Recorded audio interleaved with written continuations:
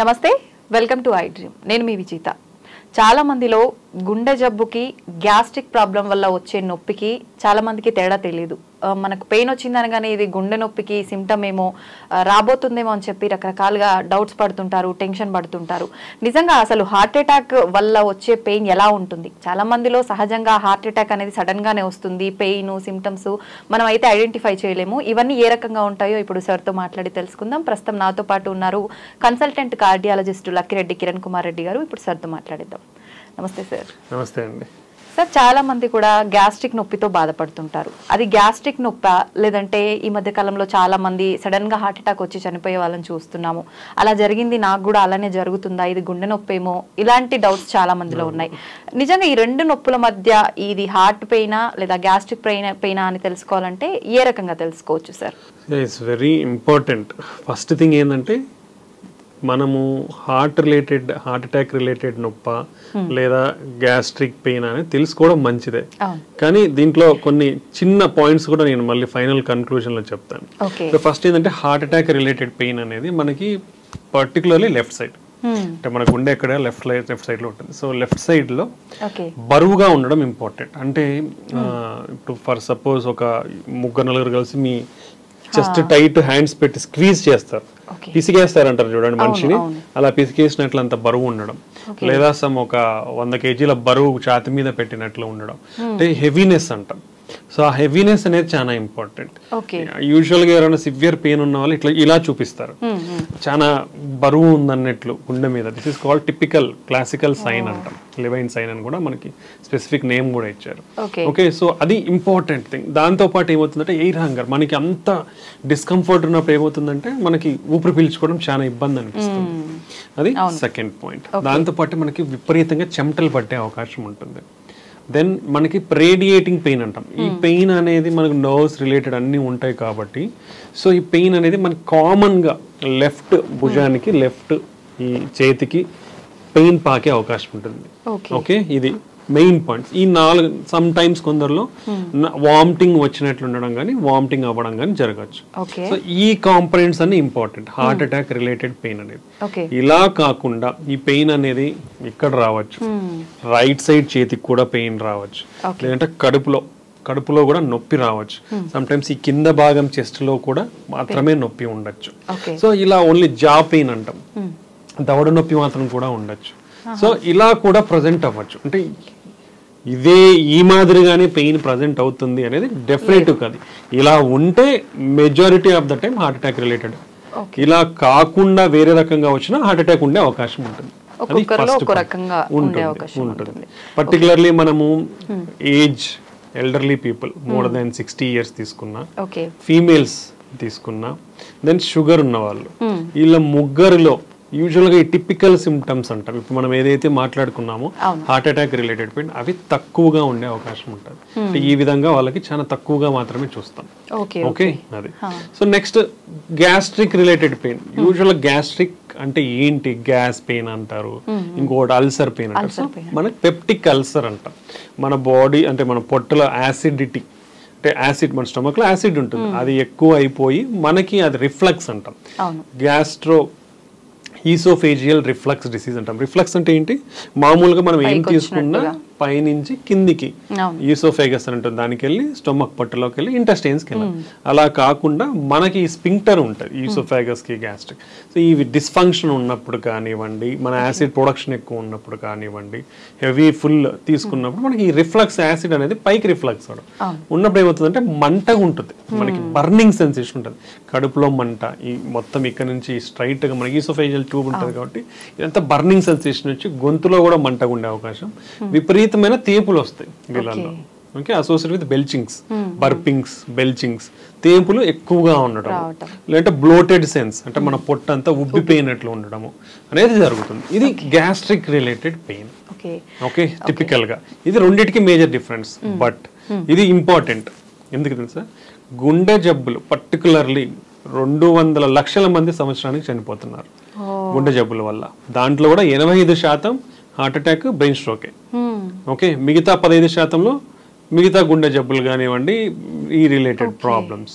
Okay, అంటే దాదాపుగా మనం ఇది తీసుకుంటే ప్రతి 11 సెకండ్లకి ఒక మనిషి గుండె జబ్బులతో చనిపోతున్నాడు. ఎందుకని సార్? అంటే ఎందుకు ఇంత ఎక్కువ గుండె జబ్బులు రావటం? కాబట్టి any type of heart, any type of chest pain, ఎటువంటి ఛాతి నొప్పి అయినా, లైక్ కూర్చున్నట్లు ఉండడం ఉండొచ్చు, మంట ఉండొచ్చు, లేదా ఏదో మైల్డ్ పెయిన్ అనిపించవచ్చు, లేదా ప్రిక్కింగ్ సెన్సేషన్ ఉండొచ్చు, ఓకే, లేదా ఓన్లీ మంటగా ఉండొచ్చు, దురదలాగనో ఇంకోలాగా, ఇలాంటిది ఉన్నా బరువు అనేదే కాదు, ఎలాంటి ఛాతి నొప్పి మీకు ఫస్ట్ పాయింట్, నొప్పి తగ్గట్లేదు, ఓకే, రెండోది. సెకండ్, ఆ నొప్పి పెరుగుతానే పోతా ఉంది, ఓకే, ప్రొలాంగ్ డ్యూరేషన్, ఎక్కువసేపు నొప్పి ఉంది, ఇంటెన్సిటీ ఆఫ్ పెయిన్ కూడా కొంచెం సివియారిటీ ఆఫ్ ఇంటెన్సిటీ అంటాం, మైల్డ్, మోడరేట్, సివియర్, ఆ నొప్పి ఇంటెన్సిటీ పెరుగుతా ఉంది, తగ్గట్లేదు అంటే ఒక్క నిమిషం కూడా వెయిట్ చేయొద్దండి.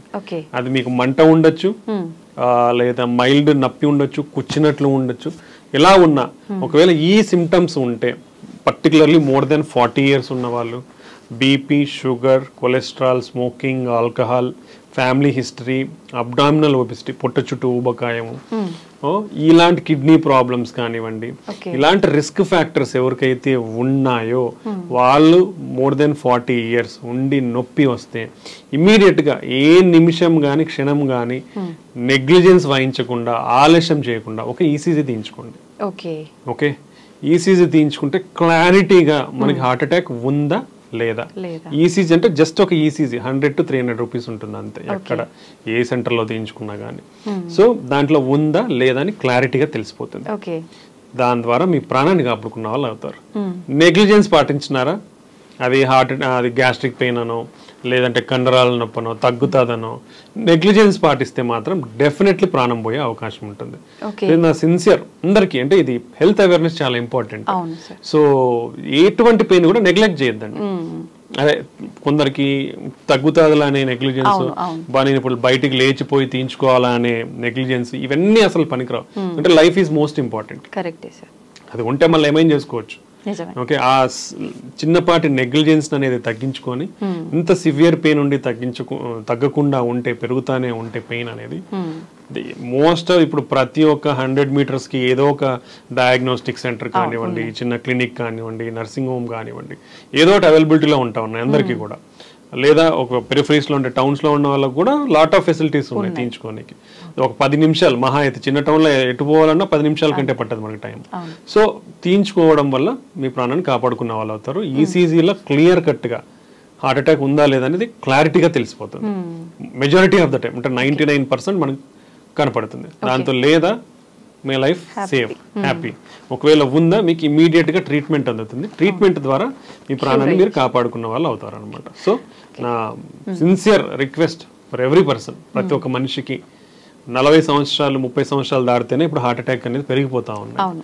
ఓకే, సో ఈ ఏజ్ గ్రూప్ పైబడిన వాళ్ళు ఇటువంటి సిమ్టమ్స్ ఉంటే, అంటే ఛాతి నొప్పి ఉంటే ఇమీడియట్ గా ఈసీజీ తీయించుకోండి, మీ ప్రాణాన్ని కాపాడుకోండి.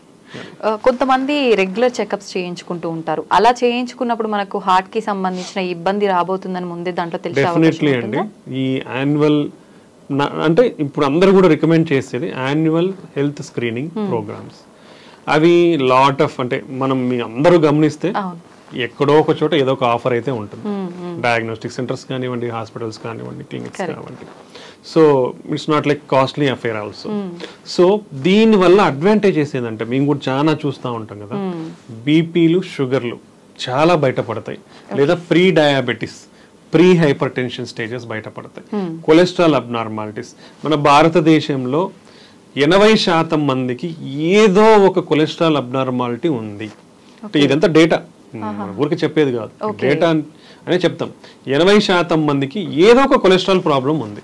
ఎల్డిఎల్ మరీ ఎక్కువ ఉందనో, ట్రైగ్లిజరైడ్స్ చాలా ఎక్కువ ఉందనో, హెచ్డిఎల్ చాలా తక్కువ ఉందనో, టోటల్ కొలెస్ట్రాల్ చాలా ఎక్కువ, ఏదో ఒక కొలెస్ట్రాల్ ప్రాబ్లం 80% మందికి ఉంది. ఎంత రిస్క్ లో ఉన్నట్టు. అండ్ ఎవ్రీ డయాబెటిక్స్ తీసుకుంటే 5గురిలో 2-3 డయాబెటీస్ ఉంటున్నారు, అట్లీస్ట్ 5గురిలో 2 బీపీ ఉన్న వాళ్ళు ఉంటున్నారు. అండ్ స్మోకింగ్ అయితే, స్మోకింగ్ వల్ల మన దేశంలో కొన్ని లక్షల మంది చనిపోతా ఉన్నారు. ఇలాంటి బ్యాడ్ హ్యాబిట్స్ కూడా ఎక్కువగానే ఉన్నాయి. సో ఇన్ని ప్రాబ్లమ్స్ ఉన్నప్పుడు ఈ యాన్యువల్ హెల్త్ స్క్రీనింగ్ ప్రోగ్రామ్స్ లో డెఫినెట్లీ కామన్ టెస్ట్లు ఏం చేయించుకోవాలి. ఒకటి మన కొలెస్ట్రాల్ లెవెల్స్ ఏంటి, fasting lipid profile, then sugar, fasting post prandial అంటే తినకముందు తిన్న తర్వాత, దెన్ HbA1c షుగర్ మన లెవెల్స్ ఎలా ఉన్నాయి లాస్ట్ 3 months అనేది HbA1c లెవెల్. దెన్ పోయినప్పుడు ఎనీవే బీపీ అనేది చెక్ చేస్తారు. యూజువల్ గా కొందరికి హాస్పిటల్కి వెళ్ళినప్పుడు బీపీ కొందరికి ఎక్కువనే కనిపిస్తుంది. వాళ్ళని మళ్ళీ ఎక్కువ ఉన్న వాళ్ళలో ఒక 2 times మినిమం కూర్చోబెట్టి ఒక 15-20 minutes మళ్ళీ చూడాల్సిన అవసరం ఉంది. అంటే కన్ఫర్మ్ చేసుకోండి. ఓకే, బీపీ చూస్తారు, షుగర్ చూస్తారు, దెన్ లిపిడ్ ప్రొఫైల్, ఇవి కంపల్సరీ. నెక్స్ట్ వచ్చేసి కిడ్నీ ఫంక్షన్ టెస్ట్, అవి కూడా కంపల్సరీ. సో ఈ 4 బ్లడ్ టెస్ట్ ప్లస్ హీమోగ్లోబిన్ ఎంత ఉంది, ఈ చిన్న బేసిక్ టెస్ట్లు ఇవి. ఈ బ్లడ్ టెస్ట్లు బేసిక్ టెస్ట్లు చేయించుకొని నెక్స్ట్ ECG 2D ఎకో, ఇవి బేసిక్ కార్డియాక్. ఒకవేళ ఎవరన్నా నడవగలిగితే మోకాలు నొప్పులు కానీ ఇలా లేని వాళ్ళు ట్రీట్మెంట్ టెస్ట్. యాన్యువల్గా ఇవి చేయించుకుంటే ఇక్కడ ఎన్ని జబ్బులు బయటపడతాయి, బీపీ ఉందా లేదా తెలుస్తుంది, షుగర్ ఉందా లేదా తెలుస్తుంది, కొలెస్ట్రాల్ ప్రాబ్లం ఉందా లేదా తెలుస్తుంది, కిడ్నీ ప్రాబ్లం ఉందా లేదా తెలుస్తుంది. అసలు ఎటువంటి హార్ట్ ప్రాబ్లం అయినా ECG స్కాన్ ట్రీట్మెంట్లో తెలిసిపోతాయి. అంటే majority of the problems basic టెస్ట్లు చేయించుకోవడం వలన బయటపడిపోతాయి. ఈ బయటపడినప్పుడు మనం జాగ్రత్తలు తీసుకుంటే అవి అడ్వాన్స్ స్టేజ్కి పోకుండా మనం ముందు నుంచే జాగ్రత్తలు, లైఫ్ స్టైల్ విధానాల్లో మార్పులు చేసుకోవడం వల్ల కానీ, లేదా మరీ ఎక్కువ లెవెల్స్ లో మనకున్న ప్రాబ్లమ్స్ ఉంటే దాన్ని మందుల ద్వారా కానీ మనం కంట్రోల్ చేసుకునే అవకాశం ఉంటుంది. సో ECG 2D ఎకో ఈ 2 టెస్ట్లతో ఎటువంటి గుండె ప్రాబ్లం అయినా మనం కనిపెట్టచ్చు. మాక్సిమం మెజారిటీ ECG లో కానివ్వండి, 2D ఎకో స్కాన్ లో కానివ్వండి తెలిసిపోతుంది. సార్ చాలా మంది మూవీస్ లో చూస్తుంటాం ఎక్కువగా, రియల్ గా అంటే అంత ఐడియా లేదు కానీ పక్కన పడుకున్న వాళ్ళని కూడా పిలవటానికి వాయిస్ రాకుండా సడన్ గా పెయిన్ ఎక్కువైపోయి చాలా ఇబ్బంది పడ్డట్టుగా మనం చూస్తుంటాం. నిజంగా అలా జరుగుతుందా? వాయిస్ కూడా రాకుండా హార్ట్ పెయిన్ వచ్చినప్పుడు అంత ఇబ్బందిగా అలా ఉంటుందా? అంటే హార్ట్ అటాక్స్ వచ్చినప్పుడు మెజారిటీ ఆఫ్ ద పీపుల్ ఈ డిఫరెంట్ టైప్స్ గా ప్రజెంట్ అవ్వచ్చు. అందరూ తెలుసుకోవాలి. కొందరు సైలెంట్ హార్ట్ అటాక్స్ అంటే వాళ్ళకు వచ్చినట్లు కూడా తెలియదు, బట్ అఫెక్ట్ అవుతారు ఒకటి. దెన్ కొందరు సడన్ గా చనిపోతారు, అంటే నిద్రలో హార్ట్ అటాక్స్ వస్తే సడన్ గా చనిపోతారు. ఓకే, దెన్ హార్ట్ అటాక్ వచ్చి మనం హాస్పిటల్కి వెళ్ళలేకపోయి ఇంత advancements in transport, treatment, diagnostic facilities వచ్చినా కూడా even at this advanced world almost nearly to 50% of the heart attack cases హాస్పిటల్కి వెళ్ళక ముందే కూడా చనిపోతున్నారు. ఓకే, బికాస్ ఆఫ్ నెగ్లిజెన్స్ కానివ్వండి, డిలే ఇన్ డయాగ్నోసిస్ కానివ్వండి, ర్యాపిడ్ మనకి అడ్వాన్సెస్ వచ్చేసాయి డయాగ్నోస్ చేయడంలో కానివ్వండి, ట్రాన్స్పోర్టేషన్లో కానివ్వండి. But even now majority of the heart attacks ఇంకా హాస్పిటల్కి రాకముందే ప్రాణాలు కోల్పోతున్నారంటే మనం దాని ఆవశ్యకతను గుర్తుంచుకోవాలి ఎంత సిగ్నిఫికెంట్ అనేది. Okay, then definitely severe intense pain ఉన్నప్పుడు మనకు అసోసియేటెడ్ గుండె వీక్ అయ్యే ఛాన్స్ ఉంటుంది. ఆ టైంలో ఆయాసం ఎక్కువ ఉండే అవకాశం ఉంటుంది. సో వాళ్ళు they can't move out of the bed. అంటే సివియర్ గా ఆయాసం ఉందా ఏమవుతుంది, మనం కదలలేము. అండ్ మనకు హార్ట్ వీక్ అయినప్పుడు ఏమవుతుంది అంటే పంపింగ్ అనేది తగ్గుతుంది.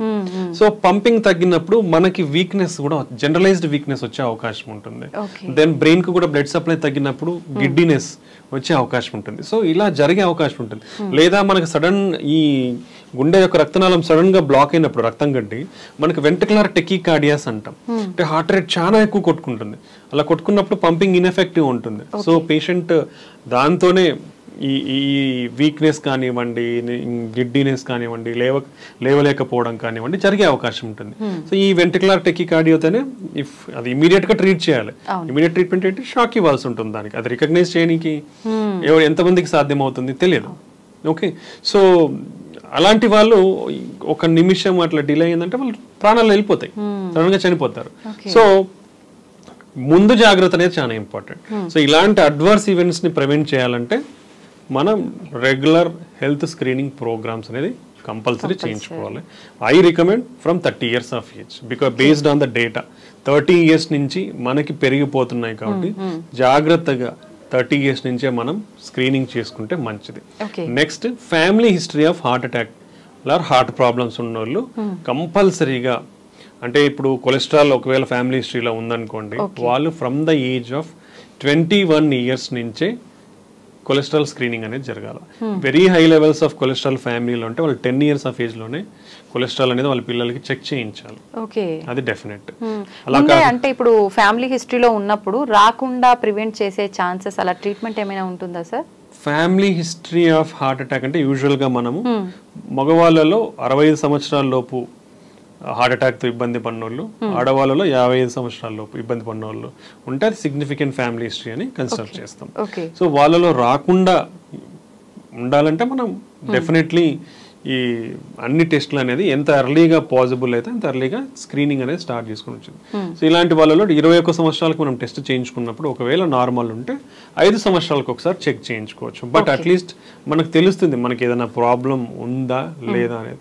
కొన్ని కంజైనైటల్ కొలెస్ట్రాల్ అబ్నార్మాలిటీస్ ఉంటాయి, జెనెటిక్ అబ్నార్మాలిటీస్ ఉంటాయి. సో వాళ్ళలో కొన్ని ఈ కొలెస్ట్రాల్ ప్రొడక్షన్ దాంట్లో స్టెప్స్ ఉంటాయి, చాలా బయోకెమికల్ స్టెప్స్ ఉంటాయి. అలా ఎంజైమ్ డెఫిషియన్సీస్ కానివ్వండి, ఇలా ఉన్న వాళ్ళలో కొలెస్ట్రాల్ చాలా అబ్నార్మల్గా ఉండే అవకాశం ఉంటుంది. అలాంటి వాళ్ళలో ఒక్కొక్కరికి ఈ చిన్న బంప్స్ లాగా ఉంటాయి. మన టెండాన్ గ్జాంథోమస్ అంటాం, ఐలిడ్స్ దగ్గర గ్జాంథోమస్ అంటాం. అంటే కొంచెం వైట్ కలర్గా ఉండే చిన్న బుడపలాగా వచ్చే అవకాశం ఉంటాయి అనమాట. సో అలా ఎవరికన్నా ఉంటే వాళ్ళని ఐడెంటిఫై చేయగలుగుతాం మనం. అలాంటి వాళ్ళు definitely familial cholesterol, genetic cholesterol abnormals ఉండొచ్చు. అలా కాకుండా ఈ జెనెటిక్ అబ్నార్మల్స్లో మన ఆర్కస్, మన కంటి కార్నియా ఉంటుంది, దాని చుట్టూ తెల్లగా కూడా అయ్యే అవకాశం ఉంటుంది. సో ఈ రెండే మనకు జెనెటిక్ కొలెస్ట్రాల్ ప్రాబ్లమ్స్ లో మనకు యూజువల్ గా బయట కనిపించేది. సో అలాంటివి ఉన్నప్పుడు అర్లీగా ఐడెంటిఫై చేసి వాళ్ళకి టెస్టులు చేయించుకుంటే మనం దాన్ని కంట్రోల్గా, అగ్రెసివ్గా కంట్రోల్ చేసే అవకాశం ఉంటుంది. ఎందుకంటే ఎంత కొలెస్ట్రాల్ ఎక్కువ ఉంటే అంత రిస్క్ జోన్లా ఉన్నట్లు. సో అర్లీ ఐడెంటిఫికేషన్ చేయగలిగితే మనం దాన్ని తగ్గించుకునే అవకాశం ఎక్కువగా ఉంటుంది అనమాట. ఓకే సార్, జనరల్గా మన చిన్న పిల్లలకు కూడా తెలుసు స్మోకింగ్ చేస్తే లంగ్స్ పాడవుతాయి అని చెప్పి. మరి లంగ్స్ ఎఫెక్ట్ అవుతుందని తెలుసు, కానీ దీనివల్ల హార్ట్ ఎలా ఎఫెక్ట్ అవుతుంది, ఈ ప్రాసెస్ ఎలా జరుగుతుంది? ఇప్పుడు స్మోకింగ్ చూస్తే స్మోకింగ్లో హార్మ్ఫుల్ కెమికల్స్ అనేది చాలా ఉంటాయి. నికోటిన్ ఒకటే కాదు, నికోటిన్, టార్, హెవీ మెటల్స్ అంటాం, ఇలాంటివి చాలా ఇంప్యూరిటీస్ ఉంటాయి స్మోకింగ్ లో. అది అందరూ తెలుసుకోవాలా. ఓకే, ఇలాంటి అన్ని కెమికల్స్ వల్ల మన బాడీలో ఏమవుతుందంటే లంగ్స్ లోకి ఎంటర్ అయినప్పుడు స్లోగా it will enter into blood stream. ఆ కాంపౌండ్స్ అన్ని కూడా బ్లడ్ స్ట్రీమ్ లోకి ఎంటర్ అవుతాయి. ఎంటర్ అయినప్పుడు ఇన్ఫ్లమేషన్ అంటాం. ఇన్ఫ్లమేషన్ అంటే చెడు కణాలు.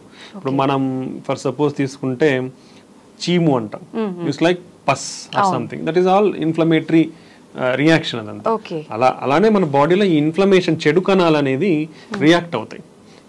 ఇది ఫారిన్ ఆబ్జెక్ట్స్ కదా ఇవంతా బాడీలో వచ్చినప్పుడు ఇన్ఫ్లమేషన్ పెరిగినప్పుడు ఏమవుతుందంటే మన వెజల్లో డ్యామేజ్ జరుగుతూ వస్తుంది అనమాట. సో ఎప్పుడైతే వెజల్ డ్యామేజ్ అవుతుందో, సో వీళ్ళల్లో ఏమవుతుంది, స్మోకింగ్ చేసే వాళ్ళు ఇన్ఫ్లమేషన్ ఎక్కువ అవుతుంది. ఆక్సిడేటివ్ స్ట్రెస్ అంటాం, మన బాడీలో ఈ బయోకెమికల్ ఆక్సిడేటివ్ స్ట్రెస్ అనేది ఎక్కువ అవుతుంది. నెక్స్ట్ కొలెస్ట్రాల్ అక్యుములేషన్ పెరుగుతుంది. నెక్స్ట్ బ్లడ్ క్లాటింగ్ టెండెన్సీ, రక్తం గడ్డగట్టే టెండెన్సీ పెరుగుతుంది.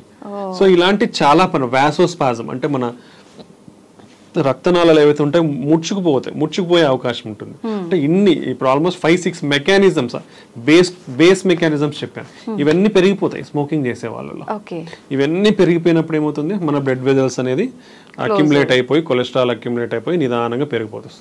హెవీ స్మోకింగ్ చేసినప్పుడు ఇవి సడన్ గా రప్చర్ అయిపోతాయి. అంటే మన బ్లడ్ వెజల్స్ పొరలు ఉంటాయి, ఈ పొరల కింద అక్యుములేట్ పెరిగిపోయి ఉంటాయి. ఎప్పుడైతే ఈ స్ట్రెస్, ఆక్సిడేటివ్ స్ట్రెస్, ఇన్ఫ్లమేషన్, ఈ చెడు కణాలు అనేది ఎక్కువైపోతే వచ్చినాయి అనుకోండి, అదంతా లిక్విఫై అవుతా వస్తుంది. లిక్విఫై అయిపోయి ఏమవుతుంది, సడన్ గా ఆ పైన పొర పగిలిపోతుంది. పగిలిపోయినప్పుడు బ్లడ్ కి ఎక్స్పోజ్ అవుతాయి. ఇవన్నీ కూడా బ్యాడ్ సెల్స్ అన్ని కూడా ఎక్స్పోజ్ అయినప్పుడు రక్తం గడ్డగట్టిపోతుంది ఫాస్ట్ గా. పోయినప్పుడు సడన్ హార్ట్ అటాక్ వస్తుంది. సో సడన్ అటాక్ లో చనిపోయే ప్రమాదం కూడా ఎక్కువ ఉంటుంది. సో ఇన్ని మెకానిజమ్స్ వర్క్ అవుతాయి స్మోక్ చేసే వాళ్ళలో. కాబట్టి స్మోకింగ్ ఈజ్ అబ్సల్యూట్లీ డేంజరస్. ఇది ఓన్లీ హార్ట్ అటాకే కాదు, స్మోకింగ్ వల్ల బ్రెయిన్ స్ట్రోక్స్ కూడా ఎక్కువగా వచ్చే అవకాశం ఉంటుంది. And lot of cancers. Okay, ఇది నెక్స్ట్, ఒకవేళ స్మోకింగ్ మీరు మానేయాలనుకుంటే కూడా మీ హార్ట్ అటాక్ రిస్క్ తగ్గనికి మానేసిన తర్వాత 10 సంవత్సరాలు పడుతుంది. సో స్మోకింగ్ మానేసిన తర్వాత కూడా మీరు 10 సంవత్సరాల వరకు హై రిస్క్ లో ఉన్నట్లు. అంటే దానివల్ల ఎంత రిస్క్ అనేది అర్థం చేసుకోవాలి. దీనికి కొలాబరేటివ్ మెజర్స్ అనేది చాలా ఇంపార్టెంట్. పర్సన్ మోటివేషన్ ఉండాలి, అంటే దాని దగ్గరికి వెళ్లకుండా. ఓకే, దెన్ ఒకవేళ పొరపాటున అలవాట్లో ఉంటే దాన్ని తగ్గించుకొని కూడా హై లెవెల్ ఆఫ్ మోటివేషన్ కావాలి. దెన్ దాని సపోర్టివ్ మెడికేషన్స్ ఉండాలి, సైకో బిహేవియరల్ థెరపీ అవసరం ఉంటుంది. Then governments also should bring lot of policies. That's not in our matter of range, అది వాళ్ళు చూసుకోవాల్సిన అవసరం కూడా ఉంటుంది. లాట్ ఆఫ్ తెస్తున్నారు, అంటే they are displaying ads to avoid smoking అనేది. సో ఇంకో ఇంపార్టెంట్ కాంపోనెంట్ ఏంటంటే మనం తాగితేనే మనకు రిస్క్ ఉంది, మనము ఖాళీగా మనం తాగము, మన పక్కన వాళ్ళు కాలుస్తున్నారు, మనం సేఫ్ అనేది wrong. This is called second hand smoke అంటాం. సెకండ్ హ్యాండ్ స్మోక్ అంటే పక్కన వాళ్ళు తాగినా మనం పీల్చుకుంటున్నాం. సెకండ్ హ్యాండ్ స్మోక్ వల్ల కూడా దగ్గర సంవత్సరానికి 5 లక్షల మంది చనిపోతున్నారు. ఓకే, సో మీరు ఉన్నప్పుడు మీ చుట్టుపక్కల ఎవరన్నా స్మోక్ చేస్తూ ఉంటే కూడా డోంట్ ఎంకరేజ్, బికాస్ మీ ఆరోగ్యం రిస్క్ లో ఉంటుంది. ఓకే, దట్ ఈస్ సేమ్ ఈ సెకండ్ హ్యాండ్ స్మోక్ వల్ల కూడా. ఇప్పుడు ఫర్ సపోజ్ ఫ్యామిలీలో పేరెంట్స్ సిగరెట్ కాలుస్తున్నారు, పిల్లలు ఉంటారు, మీ పిల్లల గ్రోత్ కూడా అఫెక్ట్ అవుతుంది. గుర్తుపెట్టుకోండి, బోన్ గ్రోత్ కానివ్వండి, రెగ్యులర్ ఈ గ్రోత్ కానివ్వండి, వాళ్ళలో ఈ సేమ్ థింగ్ రిలేటివ్ అన్నీ కూడా అఫెక్ట్ అయ్యే ఛాన్స్ ఉంటుంది. కాబట్టి పెద్దవాళ్ళు తాగేటప్పుడు కూడా మీ ఇంట్లో వాళ్ళ ఆరోగ్యాన్ని కూడా మీరు ఆలోచించండి. ఆలోచించి మీరు మానేస్తే అందరికీ మంచిది. ఎందుకంటే దానివల్ల 0 బెనిఫిట్, 200% హార్మ్ఫుల్. నిజంగా స్మోక్ చేసే వాళ్ళు ఎంతో దూరాన్ని ఉన్నా కూడా మనకు అది వస్తూనే ఉంటుంది, ఆ ఫీలింగ్ తెలుస్తుంది ఎక్కడో స్మోక్ చేస్తున్నారని. నిజంగా ఎంత డిస్టెన్స్ లో మనం ఉంటే అది ఎఫెక్ట్ అయ్యే అవకాశం ఉంటుందంటారు? యూజువల్గా I think if I smoke here, closed spaces లో ఎంత దూరం ఉన్నా it will be like same. Open అందుకే పబ్లిక్ ప్లేసెస్ లో అండ్ క్రౌడెడ్ ప్లేసెస్ లో even governments band smoking in crowded and public places.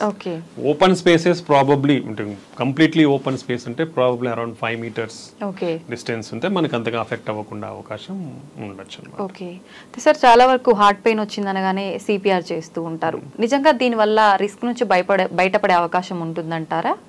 Heart pain, CPR 2 different. Okay, so ఇప్పుడు heart pain వచ్చేది heart attack వల్ల. హార్ట్ అటాక్ అంటే common language heart attack, మనం scientific term is myocardial infarction అంటాం, MI అంటాం. Heart attack అంటే మన గుండెకి సప్లై చేసే రక్తనాళాల్లో బ్లాక్ ఉండి సడన్ బ్లాక్ అయిపోయినప్పుడు హార్ట్ మజిల్ వీక్ అయ్యేదని హార్ట్ అటాక్ అంటాం. అది హార్ట్ అటాక్. అప్పుడు మనకి ఛాతీ నొప్పి కానీ ఇలా వస్తుంది. సిపిఆర్ అనేది మనం చేయాల్సింది ఎప్పుడంటే, అంటే సిపిఆర్ అంటే కార్డియో పల్మోనరీ రీసస్టేషన్, అంటే గుండెని లంగ్స్ ని మనం రివైవ్ చేస్తున్నామని దాని మీనింగ్. ఓకే, ఇది ఎప్పుడు చేస్తామంటే ఒక మనిషికి 2 ఆగిపోయినప్పుడు చేసే ప్రక్రియనే మనం సిపిఆర్ అంటాం. అంటే ఇప్పుడు ఒక మనిషి ఫర్ సపోజ్ పడిపోయాడు, పడిపోయినప్పుడు మనం చేసే పద్ధతి ఏంటంటే ఫస్ట్ మనిషి బతికున్నాడా లేదా చూస్తాం. అంటే వాళ్ళు ఎట్లా చూస్తాము, మనం వాళ్ళని తట్టి చూస్తాం, కదిలిచి చూస్తాం, రెస్పాన్స్ లేదు, పలకట్లేదు. దెన్ సెకండ్ స్టెప్ మనం చూడాల్సింది ఊపిరి అంటే అందుతుందా లేదా తనకి. అది మనము ముక్కు దగ్గర వేలు పెట్టినా చెస్ట్ రైజ్ అవుతుందా, చెస్ట్ ఆర్ అబ్డామెన్ పైకి కిందకి తెలుస్తుంది. సో ఈ రెండిట్లో ఏది లేనప్పుడు వాళ్ళ ఊపిరి అందట్లేదు అనేది అర్థం. నెక్స్ట్ మనం గుండె కొట్టుకుంటుందా లేదా అనేది ఎలా తెలుసుకుంటామంటే, మనం neck this trachea wind pipe పక్కన మజిల్ ఉందా, మజిల్ మనం స్ట్రైట్ చేస్తే ఇక్కడ మజిల్ తెలుస్తుంది. ఈ రెండింటి మధ్య గుంత ఉందా, ఈ గుంతలో మనం ఫింగర్స్ పెట్టి చూస్తే మనం పల్స్ మనకు తెలుస్తుంది. ఓకే, అంటే హార్ట్ బీట్ లాగా. యా, పల్స్ అంటాం. ఓకే, ఇదంటే బ్లడ్ వెజల్ పల్సేషన్స్ కొట్టుకుంటుంటది, బ్లడ్ పంప్ అయినప్పుడు అది పల్స్ తెలుసా. సో ప్రతి ఒక్కరు కూడా ఐడెంటిఫై చేయొచ్చు, ఇది ఈజీ. ఓకే, సో ఇది ప్రతి ఒక్కరు కూడా తెలుసుకోవచ్చు. ఈ పల్స్ ఉందా లేదా అని చూస్తాం. ఎందుకంటే యూజువల్ గా మనం నాడి అనేది జనరల్ గా ఇక్కడ చెక్ చేస్తాం, బట్ మనకి ఎప్పుడైనా హార్ట్ ప్రాబ్లం ఉన్నప్పుడు ఈ నాడి మనకి యూజువల్ గా తెలియదు. ఇది గుండెకి దగ్గరలో ఉంటుంది కాబట్టి ఇక్కడ తెలిసే అవకాశం ఉంటుంది. సో ఈ పల్స్ కూడా లేకుంటే గుండె కూడా కొట్టుకోవట్లేదని అర్థం. సో మనిషి రెస్పాన్స్ లేదు, ఊపిరి లేదు, గుండె కూడా కొట్టుకోవట్లేదు అన్నప్పుడు చేసే బేసిక్ ట్రీట్మెంట్నే మనం సిపిఆర్ కార్డియో పల్మనరీ రీసస్సిటేషన్ అంటాం అన్నమాట. దీన్నే బేసిక్ లైఫ్ సపోర్ట్. అంటే కార్డియాక్ అరెస్ట్, కంప్లీట్ గా మనిషి like at the verge of death, ఉన్నప్పుడు చేసే ప్రక్రియనే కార్డియో పల్మనరీ రీసస్సిటేషన్. దీన్నే బేసిక్ లైఫ్ సపోర్ట్. ఇది ప్రతి ఒక్కరూ నేర్చుకోవాల్సిన ప్రొసీజర్. ఇది ప్రతి ఒక్కరు ట్రైన్ అవ్వాలి, రికగ్నైజ్ చేయగలగాలి. అది రికగ్నైజ్ చేసినప్పుడు వాళ్ళ బేసిక్ సిపిఆర్ ఇవ్వగలగాలి. ఇది ఎవ్రీ హ్యూమన్, ఎవ్రీ ఇండివిజువల్ ప్రతి ఒక్కరు నేర్చుకోవాలి కూడా, కంపల్సరీగా నేర్చుకోవాలి. మనం ఏ సోషల్ మీడియా ఛానల్కి పోయినా దీని గురించి అవగాహన ఉంటుంది, ఎలా చేయాలనేది ట్రైనింగ్ ప్రోగ్రామ్స్ కూడా చాలానే జరుగుతూ ఉంటాయి. Everybody should train in this. దానివల్ల అట్లీస్ట్ ఎప్పుడో ఒకసారి మన లైఫ్ టైంలో మనం ఈ సినారియో ఫేస్ అయ్యే ఛాన్స్ డెఫినెట్లీ ఉంటుంది. అట్లీస్ట్ ఒక మనిషికైనా మనం ప్రాణం పోసే అవకాశం ఉంటుంది. సో ఒక మనిషి ప్రాణం ఈవెన్ సామాన్యుల చేతిలో కూడా ఉంది. సార్, సార్బిట్రేట్ అనే ఒక టాబ్లెట్ మనం వాళ్ళకు హార్ట్ పెయిన్ వచ్చినప్పుడు ఇవ్వటం వల్ల కొంతలో కొంత మనం హాస్పిటల్కి వెళ్ళేలోపు వాళ్ళ ప్రాణాలని కాపాడే అవకాశం ఉంటుందని చెప్పి అంటుంటారు కదా, నిజమే అంటారా? యూజువల్లీ సార్బిట్రేట్ అనేది ఎవరికి పాకెట్ లో ఉండదు. అవును. అది ఎవరి దగ్గర ఉంటుందంటే హార్ట్ అటాక్ తో అఫెక్ట్ అయిన వాళ్ళ దగ్గర మాత్రం ఉంటుంది. వాళ్ళకి ఎప్పుడన్నా పెయిన్ వస్తే తీసుకోండి, సివియర్ పెయిన్ వస్తే మీకు ఆ టైంలో రిలీఫ్ అయ్యేదానికి టైం ఉంటుంది, మీరు రీచ్ అయ్యేదానికి ఉంటుంది అనేసి చెప్తాం. ఎందుకంటే సార్బిట్రేట్ అనేది నైట్రేట్స్ అంటాము. ఇది వాసోడైలేటర్. అంటే మనకి ఇప్పుడు గుండె రక్తనాళాలు ఏమవుతాయంటే మన ఈ ప్లాక్ రప్చర్ అయ్యి క్లాట్ ఫామ్ అవ్వడము లేదా ముడుచుకుపోవడం ఉన్నప్పుడు ఈ సార్బిట్రేట్ ఇవ్వడం వల్ల కొంచెం వాసోడైలటేషన్ అయ్యే ఛాన్స్ ఉండొచ్చు. ఆ వాసోడైలటేషన్ వల్ల మనకి కొంచెం బ్లడ్ ఫ్లో సరఫరా అయ్యే ఛాన్స్, అట్లీస్ట్ ఏదైతే బ్లాక్ అయింది కాకుండా మిగతా బ్లడ్ గుండె రక్తనాళాలకైనా ఏదైతే ఓపెన్ ఉంటుందో దానిలోకైనా కొంచెం రక్తం సరఫరా ఎక్కువ అయ్యి ఆ ఎఫెక్ట్ ని మనకి తగ్గించే అవకాశం ఉంటుంది అన్నమాట. ఓకే, సో అలా మనకి ఇది తోడ్పడుతుంది. సో మన పెయిన్ ని తగ్గించే అవకాశం ఉంటుంది. అంటే యూజువల్ గా మనం కొల్లెటరల్స్ అంటాం, ఒకవేళ ఇది మూసుకుపోయినా ఆపోజిట్ వెజల్ నుంచి ఓపెన్ అయ్యే అవకాశం ఉంటుంది అనమాట. Small vessels. అప్పుడు ఈ బ్లడ్ వెజల్ ద్వారా ఏదైతే రక్తం సరఫరా తగ్గిందో ఇక్కడ నుంచి కొంచెం సరఫరా అవడం వల్ల ఈ పెయిన్ ఇంటెన్సిటీ అనేది తగ్గే అవకాశం ఉంటుంది. సో అలా ఆల్రెడీ హార్ట్ అటాక్ తో బాధపడిన వాళ్ళు కానివ్వండి, లేదంటే స్టంట్స్ వేయించుకున్న వాళ్ళు లేదా బైపాస్ వేయించుకున్న వాళ్ళకి ఎమర్జెన్సీగా పెయిన్ అనేది ఎక్కువ వస్తే ఈ బీపీ టాబ్లెట్ 4 కింద పెట్టుకుంటే అబ్జర్వ్ అయిపోయి ఆ ఎఫెక్ట్ చూపించి మనకి తగ్గే అవకాశం ఉండొచ్చు. బట్ ఈ టాబ్లెట్ అనేది స్పెసిఫికల్గా ఎవరికైతే లో బీపీ ఉంటుందో వాళ్ళలో వాడకూడదు. Then other class of drugs ఉన్నాయి, ఆ క్లాస్ ఆఫ్ డ్రగ్స్ వాడే వాళ్ళలో కూడా అది వాడకూడదు అనమాట. ఒక చిన్న 2-3 కాంట్రా ఇండికేషన్స్ ఉన్నాయి. సో అవి చూసే డాక్టర్స్ అనేది ప్రిస్క్రైబ్ చేస్తారు ఎవరిలో వాడాలా అనేది. అంతేగాని ప్రతి ఒక్కరూ వేసుకుంటే తగ్గుతుందా అని మనం చెప్పలేము. ఎందుకంటే ఫస్ట్ ఏ రకమైన హార్ట్ పెయిన్ అనేది కనుక్కోవడం ఇంపార్టెంట్ రాదర్ దాన్ టాబ్లెట్ కంటే. ఇప్పుడు ఆ టాబ్లెట్ వేసుకొని తగ్గట్లేదు అనుకోండి, లేట్ అవుతుంది, డిలే అవుతుంది నీ డయాగ్నోసిస్. ఎప్పుడైతే డయాగ్నోసిస్ అనేది డిలే అవుతుందో అప్పుడు మోర్ అఫెక్ట్ అయ్యే ఛాన్స్ ఉంటుంది. సో ఎనీథింగ్ చెస్ట్ పెయిన్ తో ప్రజెంట్ అయ్యే వాళ్ళు ఒకవేళ మీరు వేసుకున్న, లైక్ కొందరు ఎకోస్ప్రిన్ వేసుకోమని చెప్తారు, సో అలా వేసుకున్నా మీరు ఇమీడియట్ గా పోయి ఈసీజీ తీయించుకోవడం ఇంపార్టెంట్ అనమాట. సో చాలా మందిలో ఎక్కువగా ఏదైనా విన్నా వెంటనే రియాక్ట్ అయిపోతుంటారు. అమ్మో నాకు గుండెలో నొప్పి వస్తుంది అది విన్న దగ్గర నుంచి అని చెప్పి చెమటలు పడుతుంటాయి, సడన్గా పెయిన్ అని కూర్చుండిపోతుంటారు. ఇలా చాలాసార్లు జరుగుతూ ఉంటుంది కొంతమందిలో. ఇది హార్ట్ అటాక్ రావడానికి సిమ్టమ్స్ అని అనుకోవచ్చు అంటారా? ఇంకా 2 కాంపోనెంట్స్ ఉన్నాయి. So anxiety, some people are like easily prone to anxiety. So anxiety ఉన్నప్పుడు ఏమవుతుందంటే మన బాడీలో సింపథెటిక్ సిస్టమ్ అనేది యాక్టివేట్ అవుతుంది. యాక్టివేట్ అయ్యి హైపర్ వెంటిలేషన్ ఉంటుంది, మన బ్లడ్ వెజల్స్ కొంచెం స్పాజం లాగా అయ్యి పెయిన్ అట్లా వచ్చే అవకాశం ఉంటుంది.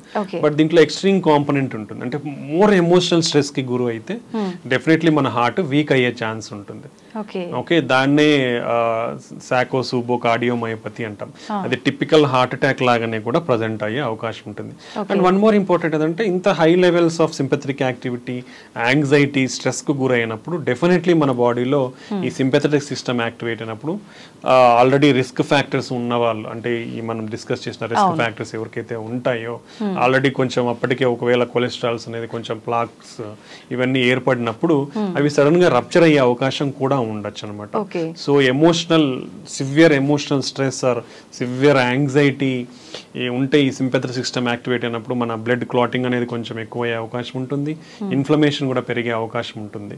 సో అలాంటి సినారియోస్ లో కూడా ఇది ప్రెసిపిటేట్ అయ్యే ఛాన్స్, అంటే ఆల్రెడీ కొంచెం అండర్లయింగ్ ప్రాబ్లమ్స్ ఉన్న వాళ్ళకి ప్రెసిపిటేట్ అయ్యి వచ్చే ఛాన్స్ ఉండొచ్చు. లేదా ప్యూర్ ఎమోషనల్ గా కూడా మనకి ఈ కార్డియోమయోపతి అంటే హార్ట్ వీక్ అయ్యే ఛాన్స్ కూడా ఉంటుంది. వీళ్ళల్లో యాంజియోగ్రామ్ చేస్తే నార్మల్ ఉంటుంది, దాన్నే స్ట్రెస్ కార్డియోమయోపతి అంటాము.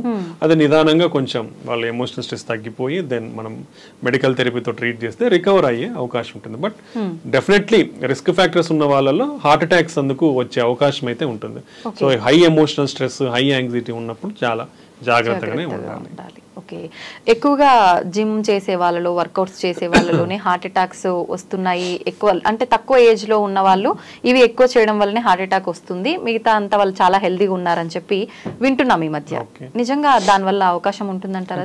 ఎక్సెసివ్ జిమ్ వల్ల వస్తాయి అనే దానికంటే ఒక లిమిట్, మన బాడీ అనేది ఏజ్ని బట్టి ఒక target heart rate or maximum heart rate ఎంత అచీవ్ చెయ్యాలనేది మనకు టార్గెట్ లిమిట్ ఉంటుంది అనమాట ఏజ్ని బట్టి. సో అంతకు మించి నువ్వు ఓవర్ ఎగ్జర్షన్ చేసి మన హార్ట్ రేట్ అనేది, ఇప్పుడు హార్ట్ రేట్ 180-200కి పెరిగిపోతే ప్రాబ్లం ఏంటంటే ఇప్పుడు మన హార్ట్ పంపింగ్ అనేది ఇలా కొట్టుకొని ముడుచుకుంటూ తెచ్చుకుంటూ ఉంటుంది ప్రాపర్గా. హార్ట్ రేట్ ఎక్కువైనప్పుడు నిమిషానికి 200 కొట్టుకున్నప్పుడు ఏమవుతుంది, ఇది ప్రాపర్గా ముడుచుకోదు, ఇలా జస్ట్ ఇలా ఫ్లిక్కరింగ్ లాగా ఉంటుంది, పంపింగ్ అనేది తగ్గిపోతుంది. తగ్గిపోయినప్పుడు ఏమవుతుంది, బ్లడ్ ఫ్లో అనేది తగ్గిపోతుంది. అంటే మన గుండెకి రక్తం సప్లై చేసే బ్లడ్ ఫ్లో తగ్గిపోతుంది, మన బాడీకి రక్తం సప్లై చేసే బ్లడ్ ఫ్లో తగ్గుతుంది, బ్రెయిన్కి సప్లై చేసే బ్లడ్ ఫ్లో కూడా తగ్గుతుంది. తగ్గినప్పుడు డిమాండ్ ఎక్కువ ఉంది, హార్ట్ రేట్ ఎక్కువ కొట్టుకుంటా ఉన్నప్పుడు డిమాండ్ ఎక్కువ ఉంది, బట్ మనకు రిసీవింగ్, మన గుండెకి ఎంతైతే బ్లడ్ ఫ్లో రావాలో ఆ సప్లై అనేది తగ్గిపోతుంది. సో అలా తగ్గిపోయినప్పుడు హార్ట్ అటాక్ వచ్చే ఛాన్స్ ఉంటుంది. సెకండ్ థింగ్, ఆల్రెడీ వీళ్ళకి ఏదన్నా చిన్న చిన్న ప్లాక్స్, కొలెస్ట్రాల్ అక్యుములేషన్ ఉందనుకోండి, అవి రప్చర్ అయ్యే ఛాన్స్ ఉండొచ్చు. లేదా ఒక్కొక్కసారి స్కాడ్ అంటాం, కోసుకుపోయి రక్తనాళాలు ఉంటాయి కదా, స్పాంటేనియస్ కొరనరీ ఆర్టరీ డిసెక్షన్ అంటాం, అలా ఈ కోసుకుపోయే అవకాశం ఉంటుంది. క్రాక్స్ వచ్చే అవకాశం, క్రాక్స్ వచ్చినప్పుడు బ్లడ్ ఫ్లో తగ్గిపోయే అవకాశం ఉంటుంది అనమాట. ఇలా జరిగే అవకాశం కూడా ఉండొచ్చు.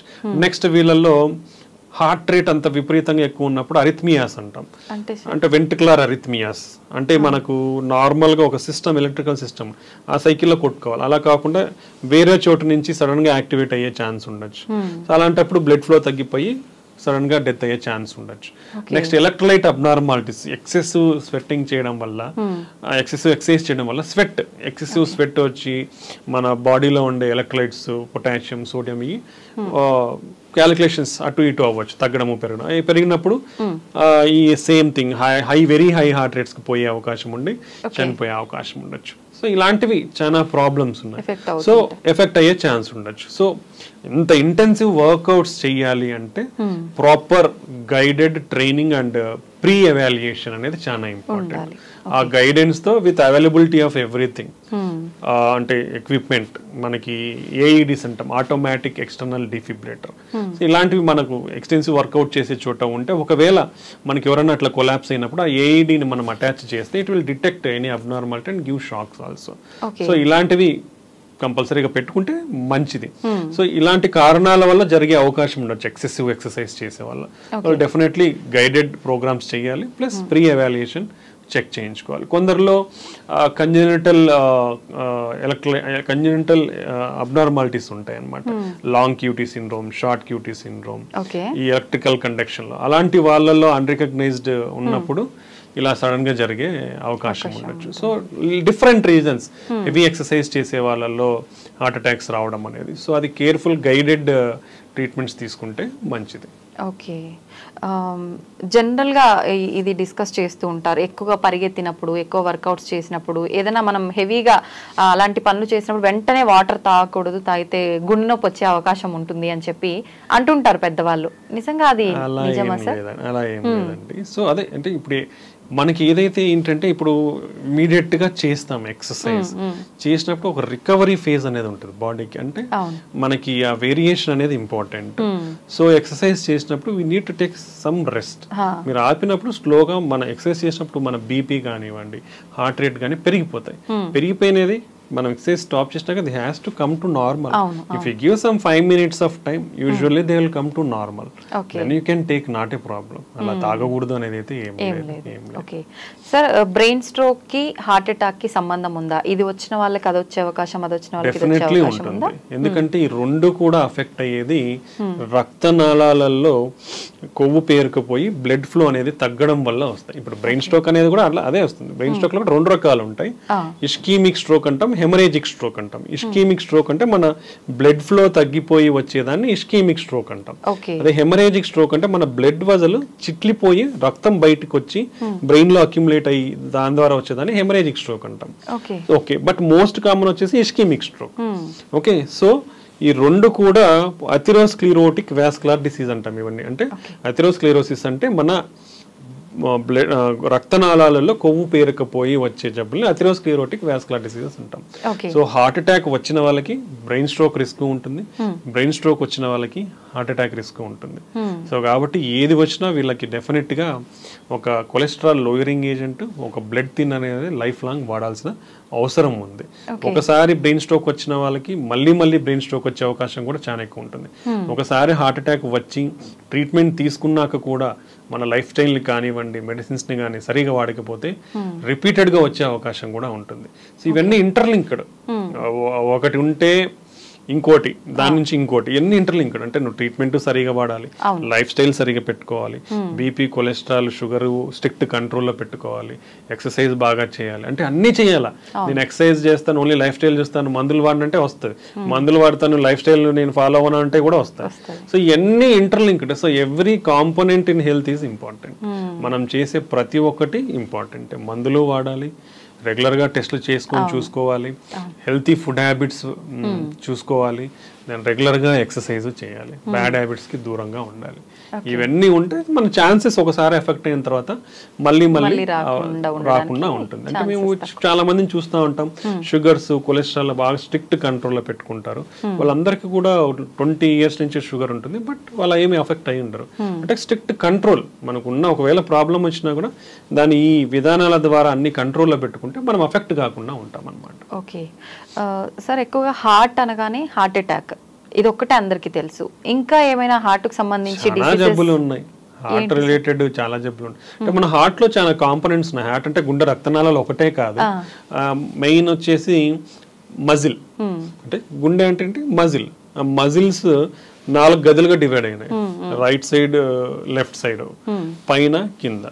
పైన ఉన్న దాన్ని ఏట్రియం అంటాం, కింద ఉన్న దాన్ని వెంట్రికల్ అంటాం. ఈ 2 గదుల మధ్యలో డోర్స్ లాగా వాల్స్ ఉంటాయి. దెన్ కింద గదుల నుంచి మన బాడీకి సప్లై అవ్వాలి బ్లడ్ అనేది. లెఫ్ట్ సైడ్ కింద గది నుంచి అయోటా అనే మేజర్ వెజల్ వచ్చి మన బాడీకి బ్లడ్ సప్లై చేస్తారు. ఆ రెండింటి మధ్యన కూడా ఒక వాల్వ్ ఉంటుంది.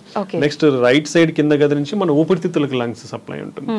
సో అక్కడి నుంచి ఆ పైప్ కి వాల్వ్ ఉంటుంది. సో టోటల్ గా 4 వాల్వ్స్ ఉంటాయి, 4 గదులు ఉంటాయి.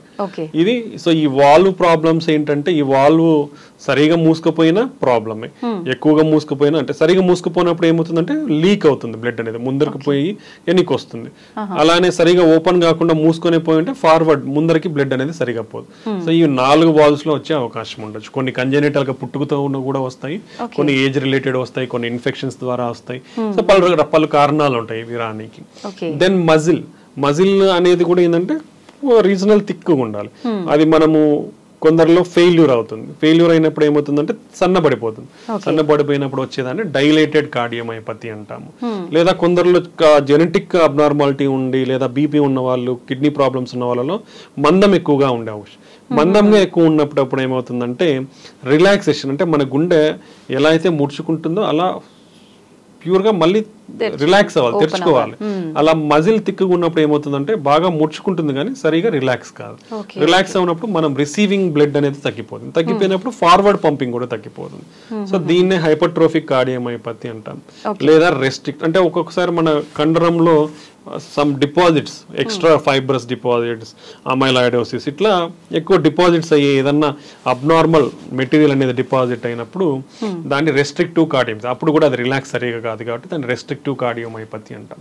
సో ఇలా డిఫరెంట్ మజిల్ డిసార్డర్స్ అనేది కూడా ఉన్నాయి. దెన్ మన గుండెలో ఎలక్ట్రికల్ కండక్షన్ సిస్టమ్ ఉంటుంది. మన రైట్ సైడ్ ఏట్రియం దగ్గర మెయిన్ స్విచ్ ఉంటుంది, దాన్ని ఎస్ఏ నోడ్ అంటాం. దెన్ ఈ 4 గదుల జంక్షన్ ఉంటుంది, అక్కడ ఏవి నోడ్ అంటాం, అంటే మోడరేటర్. అంటే పైన ఎలక్ట్రికల్ యాక్టివిటీ ఇక్కడికి వస్తుంది, అప్పుడు ఈ 2 పైన కొట్టుకుంటాయి. ఇక్కడ సమ్ మైల్డ్ డిలే ఉంటుంది, ఈ డిలే అయ్యి మళ్ళీ కిందికి వెళ్ళిపోతుంది. అంటే ఇవి పుష్ చేసినప్పుడు ఇవి ఓపెన్ అవుతాయి ఇక్కడ కింద బ్లడ్ రిసీవ్ అవుతుంది. మళ్ళీ ఇది పంప్ చేసినప్పుడు ఈ పైట్ రిలాక్స్ అయితే మన బాడీకి బ్లడ్ సప్లై అవుతుంది. కొంచెం డిలే ఉంటుంది అనమాట. ఆ నుంచి మళ్ళీ కింద గదులకు ఎలక్ట్రికల్ ఇంపల్సెస్ కరెంట్ అనేది ఫ్లో అయ్యి ముడుచుకుంటాయి అనమాట.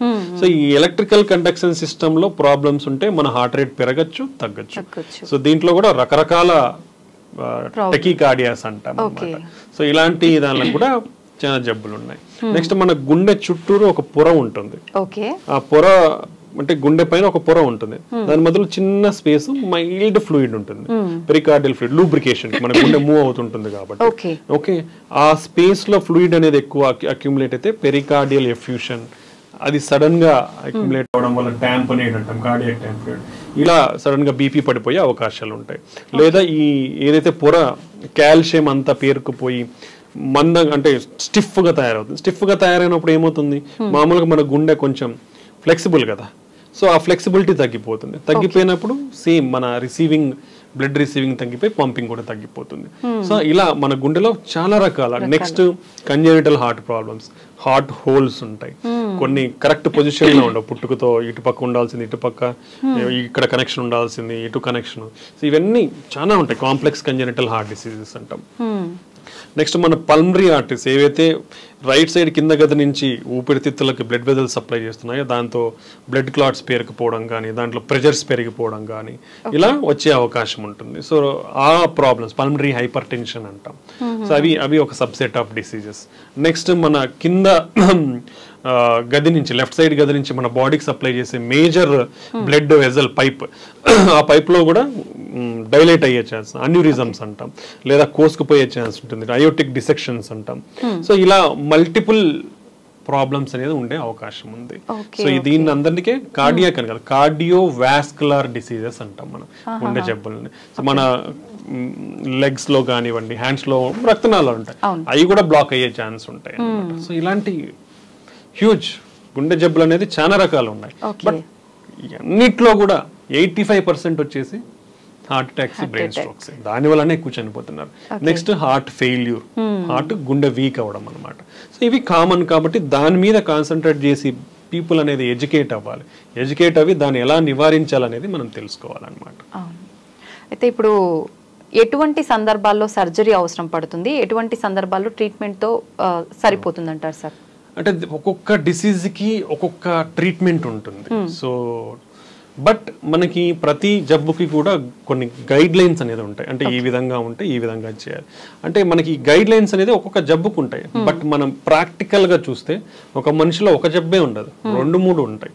సో నువ్వు ఆ 2-3ని డీల్ చేసేటప్పుడు ఇట్స్ కాల్డ్ ఇండివిడ్యువలైజ్డ్ పర్సనలైజ్డ్ ట్రీట్మెంట్. అంటే ఈ గైడ్ లైన్స్ ని ఫ్రేమ్ గా పెట్టుకొని బేసిక్ ఫ్రేమ్ గా ఏది కరెక్ట్ ట్రీట్మెంట్ అనేది మనం డిసైడ్ చేస్తాం అన్నమాట. అది ఇంపార్టెంట్.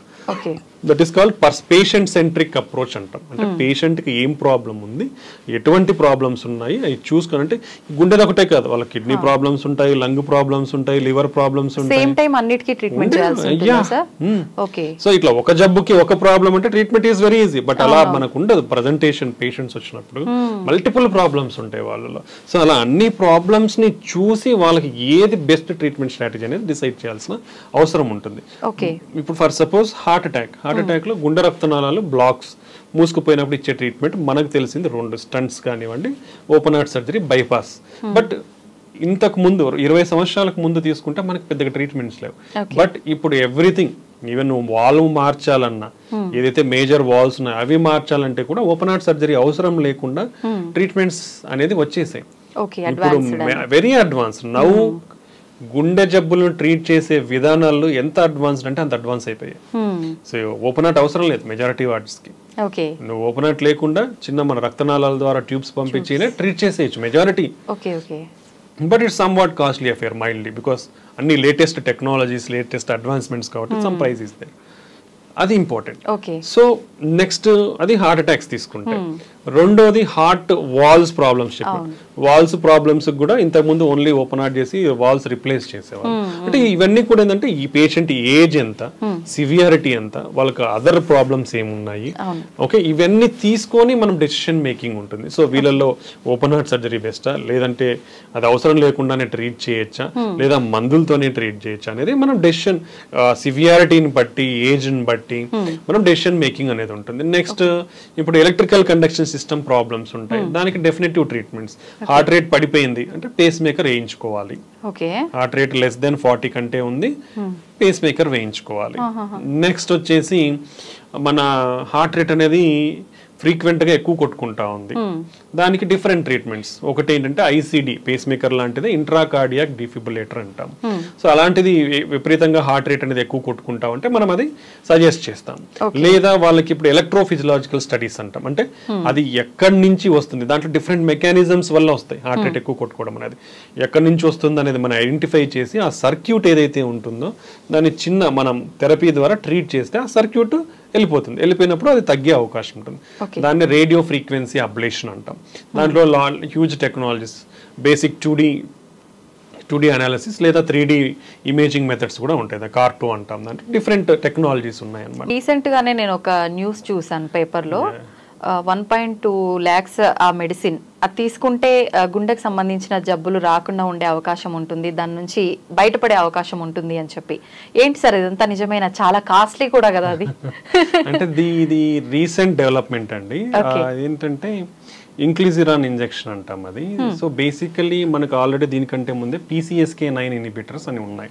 అదేంటంటే మన కొలెస్ట్రాల్ ని, అంటే ఇప్పుడు లివర్ పైన LDL రిసెప్టర్స్ ఉంటాయి. అంటే మన LDL బ్యాడ్ కొలెస్ట్రాల్ ని తీసుకొని లివర్ లోకి తీసుకొని మనకి ఆ బ్యాడ్ కొలెస్ట్రాల్ అనేది తగ్గిస్తాయి అనమాట.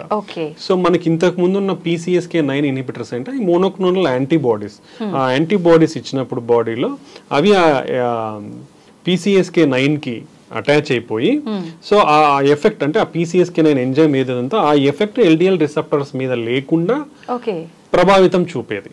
దాని ద్వారా LDL రిసెప్టర్స్ అనేది లివర్ పైన అబండెంట్ గా ఉండి LDL బ్యాడ్ కొలెస్ట్రాల్ అనేది లివర్ లోకి తీసుకొని డిస్పోజ్ చేయడం వల్ల కంట్రోల్ చేసేది. అది ఒక మెకానిజం.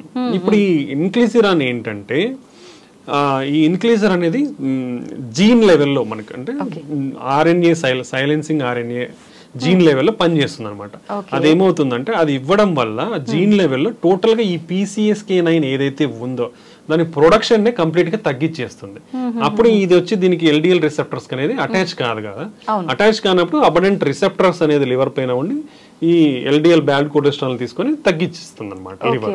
సో ఇది ఈ రెండింటికి ఇంత ముందు ఉన్న కాంపౌండ్ ఏంటంటే మోనోక్లోనల్ యాంటీబాడీస్. అంటే PCSK9 ప్రొడ్యూస్ అవుతుంది, బట్ దాని యాక్షన్ ని ప్రివెంట్ చేసేవి యాంటీబాడీస్. ఇప్పుడు ఈ కొత్తగా వచ్చిన ఇంజెక్షన్ ఏంటంటే ఆ ప్రొడక్షన్ నే తగ్గించేస్తుంది అనమాట. అది బెనిఫిషియల్. ఇది ఎక్కడ మేజర్ బెనిఫిషియల్ అంటే ఇంతకు ముందు అది అట్లీస్ట్ 2 వారాలకు ఒక ఇంజెక్షన్ తీసుకోవాలా PCSK9 ఇన్హిబిటర్స్ అనేది. ఇది only they are recommending yearly 2 injections. Initial first year లో అయితే 0, 3, 12. అంటే ఫస్ట్ ఇంజెక్షన్ 0 ఫస్ట్ తీసుకున్న తర్వాత 3 నెలలకు ఒకటి తీసుకొని మళ్ళీ సంవత్సరానికి ఒకటి. ఫస్ట్ సంవత్సరంలోనే 3 ఇంజెక్షన్లు అవుతుంది, కానీ ఆ తర్వాత ఎవ్రీ ఇయర్ 2 ఇంజెక్షన్స్ తీసుకుంటే మన కొలెస్ట్రాల్ లెవెల్స్ అనేది కంట్రోల్లో ఉంటాయి, కాబట్టి హార్ట్ అటాక్స్ అనేది తగ్గుతాయి అనేది మనకి వచ్చింది. బట్ దీంట్లో ఏంటంటే ఇది ఇంతవరకు చేసిన అధ్యయనాలలో ఎక్కడ యూజ్ చేశారంటే ఆల్రెడీ హార్ట్ అటాక్ తో అఫెక్ట్ అయిన వాళ్ళు కొలెస్ట్రాల్ మందులు వాడుకుంటున్నా కూడా, ఈ మెడికేషన్స్ వాడుకుంటున్నా కూడా కంట్రోల్ కావట్లేదు అంటే వాళ్ళల్లో ఈ ఇంజెక్షన్ ఇస్తే ఫర్దర్ కంట్రోల్ అయ్యి మనకి ఈ బెనిఫిషియల్ ఎఫెక్ట్స్ అనేది ఉంటాయి అనేది ఇంతవరకు మనం జరిగింది. సో ఈ ఇంజెక్షన్ కూడా ఏంటంటే ఆల్మోస్ట్ 56% ఆఫ్ LDL కొలెస్ట్రాల్ ని తగ్గిస్తుంది అనమాట. ఇది మనకున్న ఇంతవరకున్న అధ్యయనాలతో ఇది. సో ఇంతకుముందు మనం మెడికేషన్స్ టాబ్లెట్స్ అయితే రోజు వేసుకోవాలా, చిన్నపాటి సైడ్ ఎఫెక్ట్స్, కండరాల నొప్పులు, ఇలా మైల్డ్ లివర్ ప్రాబ్లమ్స్ కొందరిలో వచ్చే అవకాశం ఉంటుంది. బట్ దాని కాస్ట్ తీసుకుంటే తక్కువ ఉంటుంది, బట్ డైలీ తీసుకోవాలి, ఆ డిస్కంఫర్ట్ అనేది ఉంటుంది. ఆ నెక్స్ట్ లెవెల్లో వచ్చింది ఏంటంటే నెలకు 2 ఇంజక్షన్లు తీసుకునేది వచ్చింది.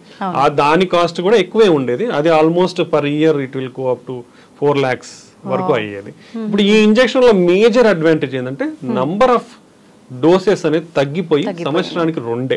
సో అది అడ్వాంటేజ్. సో మనకి ఆ సైడ్ ఎఫెక్ట్స్ కానివ్వండి, రోజు తీసుకోవాల్సిన అవసరం కానీ లేకుండా మన కొలెస్ట్రాల్ ని తగ్గించుకునే విధానం అనమాట. ఇది ఒక కొలెస్ట్రాల్ ని తగ్గించుకునే విధానం ఒకటే. ఓకే, సో ఇది రీచ్ లో దీనివల్ల సైడ్ ఎఫెక్ట్స్ ఏమి ఉండవంటారా సార్? చిన్నపాటి సైడ్ ఎఫెక్ట్స్ అంటే మనం సబ్క్యూటేనియస్ ఇస్తాం కాబట్టి లోకల్ సైట్ రియాక్షన్స్ అనేది తప్ప మేజర్ ఏం లేదు. సో ఇది మనము ఎవరిలో ఇస్తామనేది మనం తెలుసుకోవాల్సిన విషయం. రెండోది ఏంటంటే మనకున్న కొలెస్ట్రాల్ లోయరింగ్ ఏజెంట్స్ ఏవైతే ఉన్నాయో కూడా అవి కూడా almost high dose statins plus other ezetimibe ఇట్లాంటి కొన్ని డ్రగ్స్ ఉన్నాయి. దానితో కూడా 50-60% కొలెస్ట్రాల్ తగ్గుతుంది. ఈ but only advantage is డోజింగ్. Only 2 injections 2 times in a year me cholesterol ని కంట్రోల్ పెట్టుకోవచ్చు, రోజు వాడాల్సిన అవసరం లేదు. సో ఇది ఒకటే దాని అడ్వాంటేజ్.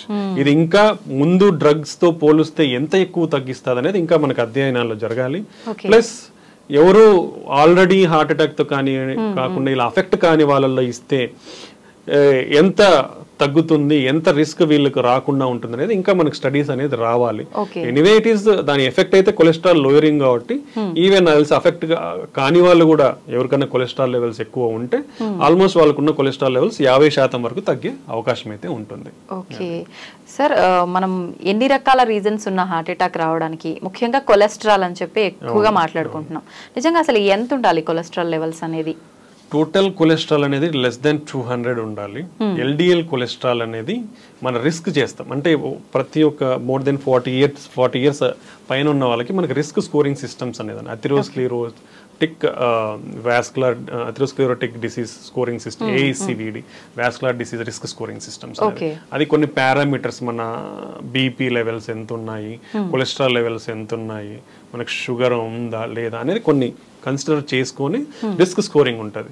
లో, intermediate, high, very high risk అన్నట్లు ఉంటుంది అనమాట. సో ఈ రిస్క్ స్కోర్ని బట్టి మనం లెవెల్స్ అనేది కంట్రోల్లో పెట్టుకోవాలని చూస్తారు. యూజువల్ గా ఎల్డిఎల్ కొలెస్ట్రాల్ అనేది లెస్ దెన్ 100 ఉండాలి. లెస్ దెన్ 100 ఉంటే మనం తక్కువ రిస్క్ లో ఉన్నట్టు. దానికంటే తక్కువ ఉంటే ఇంకొంచెం బెనిఫిట్స్ ఉంటాయి అనేది ఉంది. అంటే ఎంత తక్కువ ఉంటే అంత బెనిఫిట్ అనేది ఇంపార్టెంట్. సో ఇలా మనం కొలెస్ట్రాల్ లెవెల్స్ ని total cholesterol, LDL cholesterol, HDL cholesterol అనేది మోర్ దాన్ 50 to 60 ఉండాలి. ఓకే, దెన్ ట్రైగ్లిజరైడ్స్ అనేది లెస్ దాన్ 150 ఉండాలి.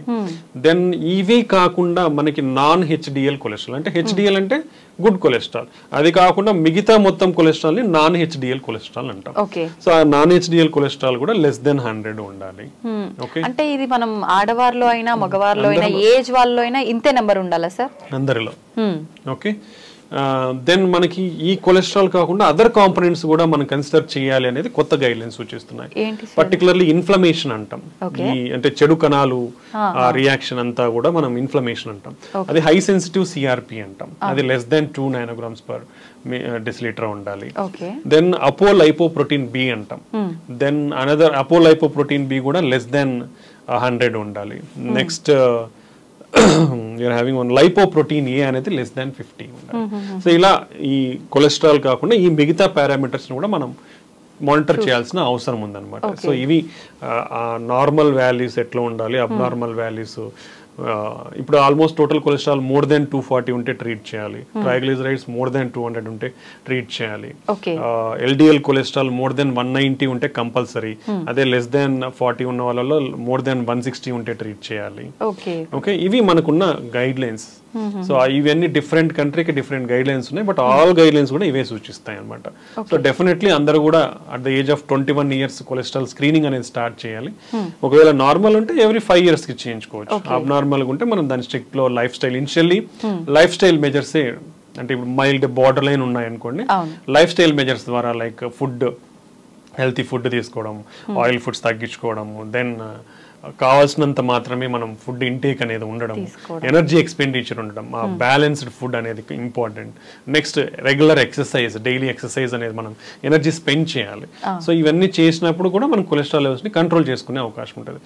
ఇది లైఫ్ స్టైల్ మెజర్స్ తో కూడా కంట్రోల్ కానప్పుడు then we have to go for drug therapy.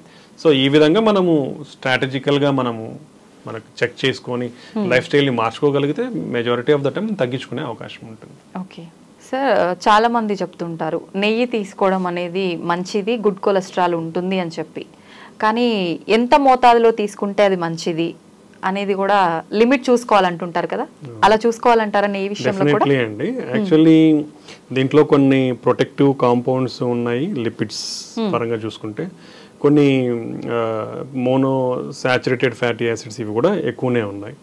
So 2 రకాలు ఉన్నాయి కాబట్టి సో మనకు రికమెండేషన్స్ ఉన్నాయి గీ వరకు. సో 1 teaspoon పర్ డే అదైతే డైలీ రికమెండెడ్ తీసుకోవచ్చు. సో అంతకు మించి తీసుకుంటే some bad cholesterol definitely increase అయ్యే ఛాన్స్ డెఫినెట్లీ ఉంది. So that's why lot of studies కూడా జరిగాయి ఎంత అమౌంట్ ఆఫ్ గీ తీసుకోవాలి. Particularly Indians are more familiar with intake of ghee.